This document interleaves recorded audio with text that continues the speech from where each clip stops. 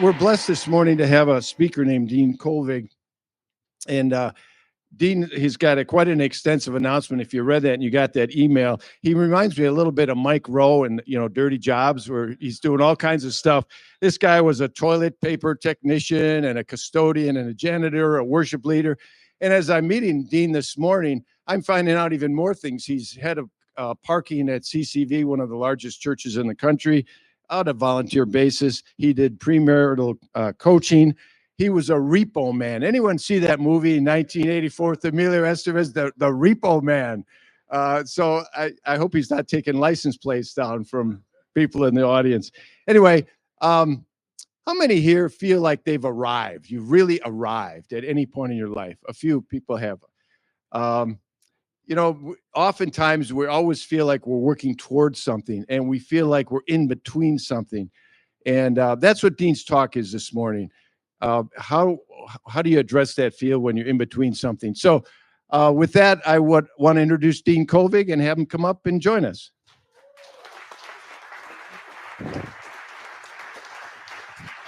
Wow, that was ISI quite an introduction. Thank you. I appreciate that.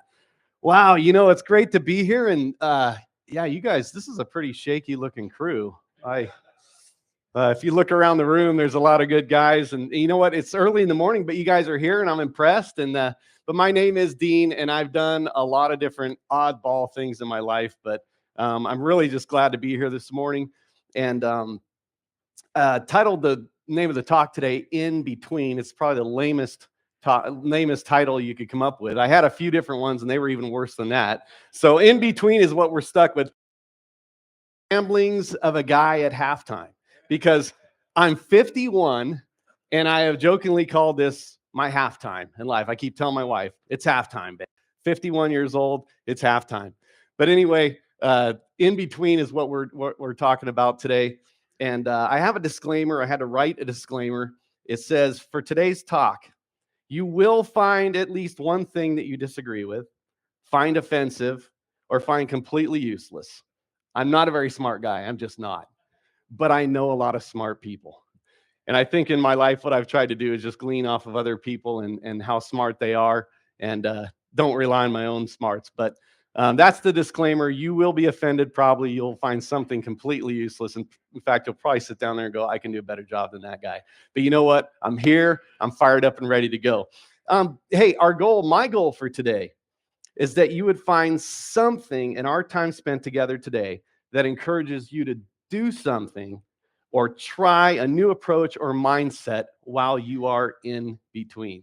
That's the goal. I wanted to introduce you to myself. I have a picture, I think, of my family here. This is my family. Take a close look at it now. See if does anybody see anything odd about this photo here. So I have my wife and I. We've been married 31 years, somewhere in there. We have 4 kids, 4 awesome kids. And then we have a beautiful daughter-in-law. And right in the middle, you'll see that's actually a cardboard cutout, because that's my daughter that we raised, and she was a little Barbie doll, playing little, My Little Pony kind of girl. And then she ended up, during COVID, she got her bachelor's degree, and she was sitting in her room during COVID, and she said, Dad, I'm going to go do something. So she went to the recruiter and joined the Marine Corps. Enlisted. Yeah, hoorah. So next page, next photo, this is what I get all the time. She sends me these selfies. She's literally in Fuji right now, sleeping out in the rain and the dirt. She's a JTAC, J-T-A-C. If you want to look that up someday, it's actually very impressive. From what I know, she is the second female JTAC in the Marine Corps. She's attached to an infantry unit, so there's like 300 guys that are drunk every weekend and just a real pain in the rear end. So she gets out in May. In about 8 or 9 months, she'll be out. But anyway, as you can tell, I'm super proud of her, super proud of all 4 of my kids and my daughter-in-law. So that's me in a nutshell. My wife has tolerated me and loved me for 30 years through thick and through thin. I look around and I see a bunch of guys with a lot of influence. I mean, I'm literally looking at you guys, and the influence you have is it reaches far and wide. And I know some of you guys feel like, man, I don't have any influence. And if you ever want to test your influence, my wife told me not to say this, but if you ever want to test your influence, you can drive around town with your certain finger up in the air, going to the grocery store that way, walk in the house, going to your workplace, and you can see how many people are paying attention to you. I don't suggest it. It doesn't, I usually when I do it, it's not a good thing, but seriously, the amount of influence you have is incredible. If you think about it, if you go in the grocery store and you're just, okay, don't do the middle finger thing, but if you're just kind to people, the influence you have, you can change somebody's day. So the influence in this room can reach hundreds and thousands and generations. The influence on your family is your most important influence, but the influence in this room is incredible. I don't want you guys to ever underestimate your influence. Do the middle finger test if you have to, but your influence is incredible. I have a question for you, for everybody. You don't have to raise hands. I don't like it when people make me raise. Maybe it's a school teacher thing. You can answer this in your brain. How many of you have a life that is a result of very careful planning that is pretty much gone as you planned? Just think in your head. How many of you have a life that's just a result of very careful planning? You planned to do this, you did this, and this worked out. Yeah. Well, if in your head you're saying yes, can you write a book, please, and then send it to me, because I probably need some pointers in that area. Okay, here's the other side of it. How many of you feel like your life has been really a lot of broken plans, or things that you didn't plan for, or things that just happened because your plan didn't work out? How many people do we have like that in the room? Yeah. That's the story of I love talking to young people, and when they're like, probably 20, 21 years old. If you're at that age and you feel like, man, I don't know what I'm going to do with my life, I love talking to them, because I just look at them and I go, I don't either. And that is literally the truth. I still don't have any idea what I'm going to do with my life.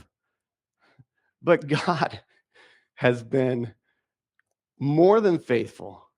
God has brought me through every stage, every disaster, every area where my plans fell through. And he's been not only faithful, guys, I feel like I am his only child. And honestly, that just overwhelms me. How can that be?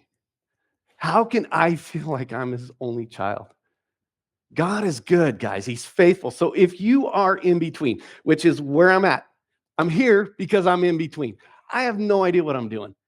Guys, I've done everything in my life, from be a church custodian, concrete, school teacher, principal. I repossessed cars for 2.5 years in Phoenix. That cured me. I got to tell you what, I didn't enjoy that. Well, I'm back in repossession now. I do the admin side of it, just for numbers' sakes, just so you know what we're dealing with. We repossess about between 1,500. Yeah, and that's a 35% success rate. So we're looking for a lot more than we find. And yes, we do scan license plates. We have the cameras. We scan about 2 million plates a month. So collecting a lot of data. Anyway, that's what I'm doing now. Totally not glorious, totally in between. But you know what? I'm just waking up every day and I'm in between, and I just refuse to quit serving God. And that's my challenge for you today. So you planners, and everything's working out, I want a book. We need a book about that. Again, my goal for today is that you would find something in our time together that would encourage you to do something or try a new approach or mindset while you are in between. I had a friend, a very dear friend, who was probably one of the most gifted spiritual leaders that I knew. And he spent so much time trying to figure out God's will for his life. And it just broke my heart. I would look at him and I'd think, man, why don't you just grab a chair and a table? Why don't you grab a broom while you're trying to figure it out? Can you help us out? In between, he was stuck in between, and he was waiting. And I'm going to tell you, if you do that, I'm 51. I still haven't figured it out. If I would have waited, I would have missed out on so much opportunity. That's my challenge for you today. If you are in between, if it's health, if it's job, if it's, hey, I just retired. If it's, hey, I just graduated from college. Hey, I just dropped out of high school. Hey, well, I just got married, or I just got divorced. Or you know what? I just had a kid. Or my kid just moved. We're going to be in between our whole lives, guys. If you are in between, you need to serve.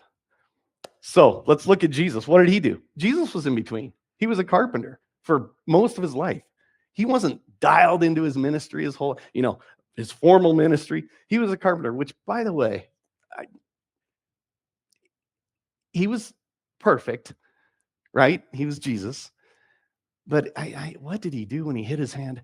He had to hit his hand with a hammer over and over. Literally.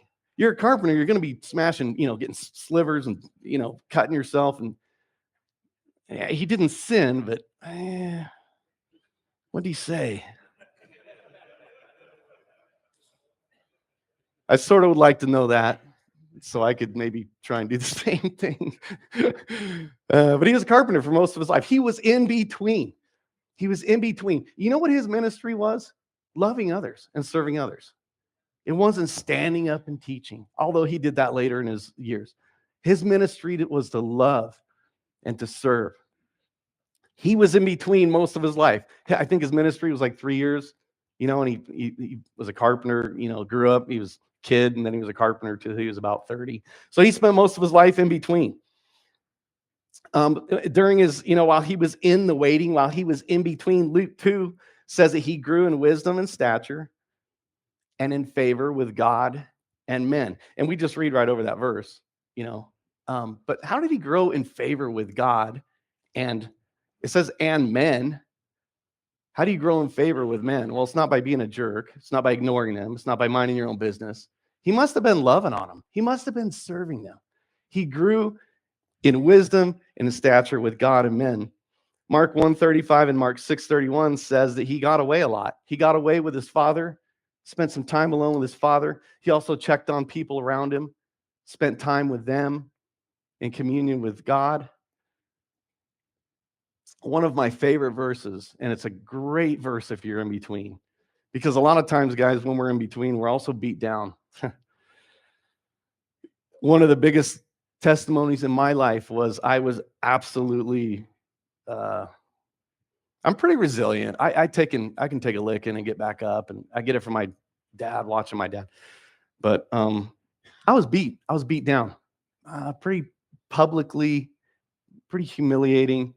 And this group of people said, "Hey, we're gonna have a gathering, and we want you to lead worship. Come lead worship." Because I was a worship leader. I love leading worship. I give good 3-minute sermons. 20 minutes is a stretch for me. 3 minutes at a time, I'm really good. But they said, "Hey, I want you to come and lead worship." And I still remember the feeling.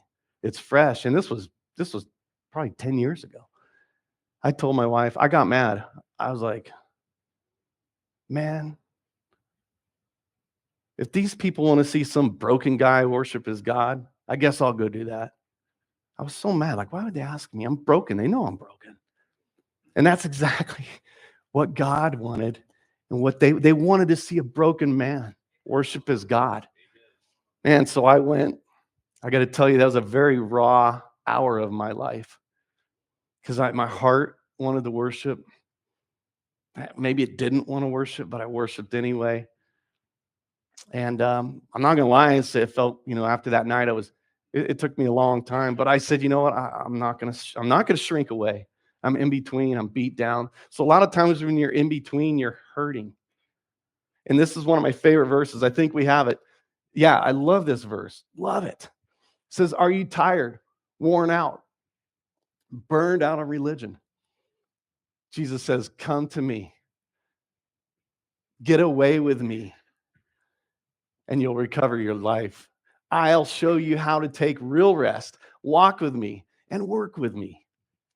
Watch how I do it. Learn," my favorite part, "learn the unforced rhythms of grace. I won't lay anything heavy or ill-fitting on you. Keep company with me, and you'll learn to live freely and lightly. Love that verse. Write it down, guys. It's Matthew 11:28-30. Love it. Learn the unforced rhythms of God's grace. If you're in between, you're hurting, walk with him, talk with him. Learn the unforced rhythms of God's grace. So Jesus, when he was in between, he loved people. He got away. He spent time with his Father. He grew in stature and wisdom. So if we're in between, if I'm in between, what do I personally do?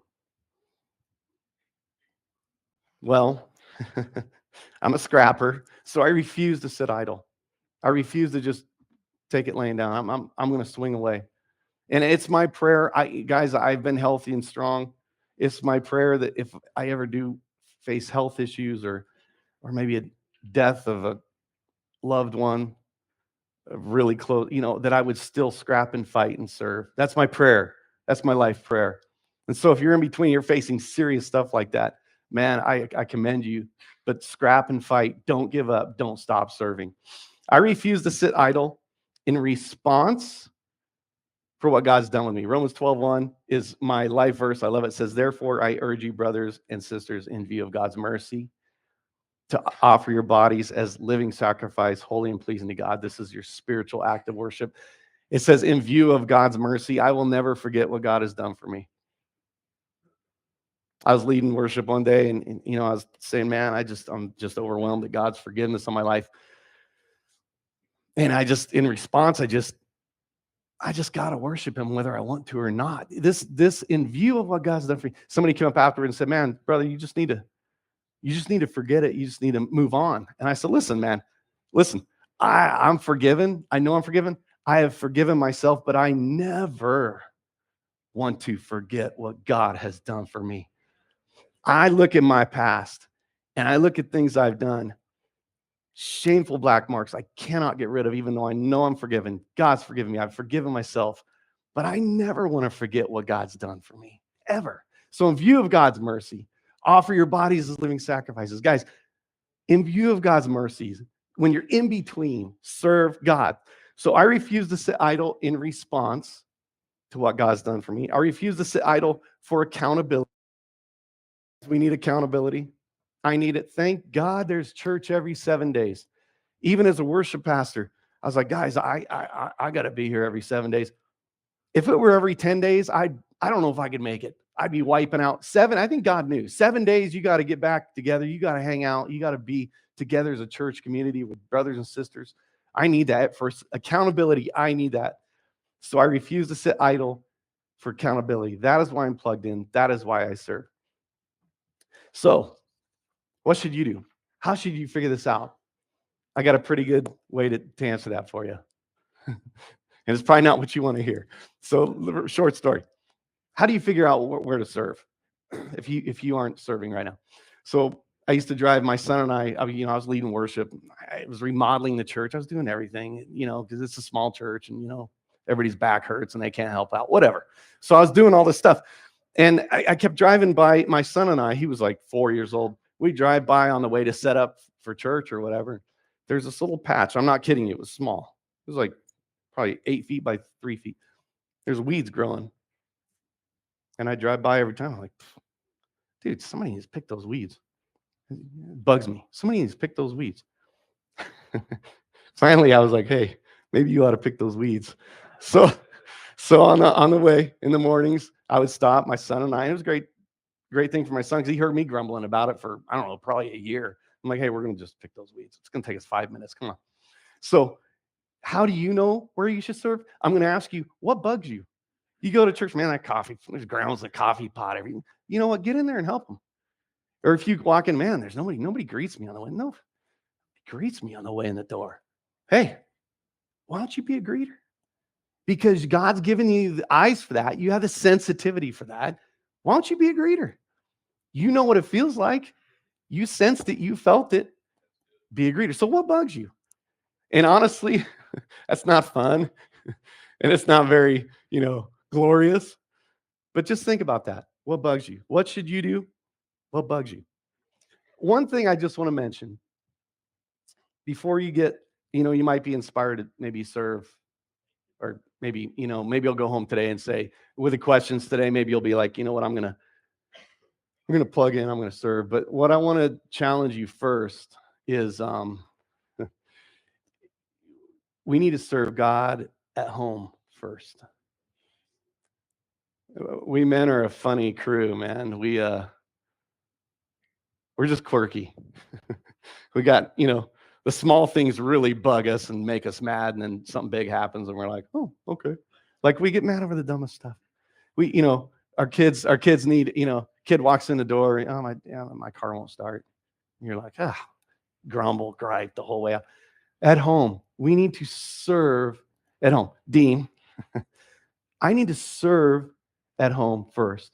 So before you make a decision, before you jump in, check yourself and become a servant at home. Surprise your wife.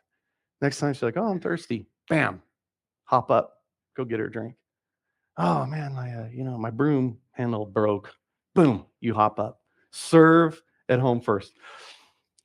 When you have that established, then you can serve everywhere else. But it might turn your family's stomach if you start becoming the holy roller serving guy and you aren't serving at home. I speak from experience. So do that first. Guys, we're out of time. But my challenge to you, when you're in between, which for me has been my entire life, I hope I figure it out someday, guys. But when you're in between, do not quit scrapping. Do not quit fighting. Do not quit serving. Lean in. God's blessings, when you lean in, when you're on your back swinging, the blessings when you're on your back swinging as opposed to when everything's great, they're tenfold.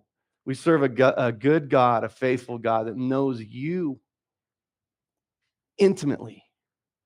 So keep scrapping, keep fighting. If you're in between, find a way to serve God. His mercies are great. Don't ever forget that and serve God. Thank you, guys.